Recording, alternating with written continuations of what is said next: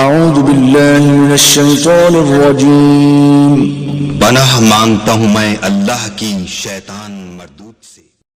بسم اللہ الرحمن الرحیم۔ السلام علیکم ورحمۃ اللہ وبرکاتہ۔ ابھی یہ سوال کیا گیا ہے کہ چاند گرہن کے وقت کون سے کلمات پڑھنے چاہیے، کون سی دعا پڑھنی چاہیے اور کیا پڑھنا چاہیے، کیونکہ آج چاند گرہن ہے، اس لیے بہت سارے ویورز یہ پوچھنا چاہتے ہیں کہ چاند گرہن کے وقت کیا پڑھنا چاہیے۔ تو بتانے سے پہلے گزارش ہے کہ اگر آپ نے ابھی تک میرا چینل سبسکرائب نہیں کیا تو میرے اس چینل کو کریں سبسکرائب اور بیل آئیکن کو دبائیں تاکہ اس طرح کی لیٹسٹ اور نئی ویڈیو آپ تک آسانی پہنچ سکے۔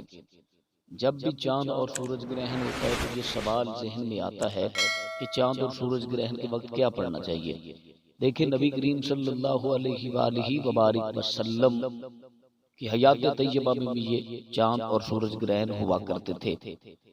تو نبی کریم صلی اللہ علیہ وسلم نے ارشاد فرمایا کہ چاند گرہن اور سورج گرہن سے کچھ بھی نہیں ہوتا، لہٰذا اگر آپ کے من میں خوف، آپ کے ذہن میں ڈر، جو ہمیں ہمیشہ رکھنا چاہیے، خدا سے ڈرنا چاہیے، خدا کی ذات سے ڈرنا چاہیے کیونکہ وہ ہمارا پروردگار ہے۔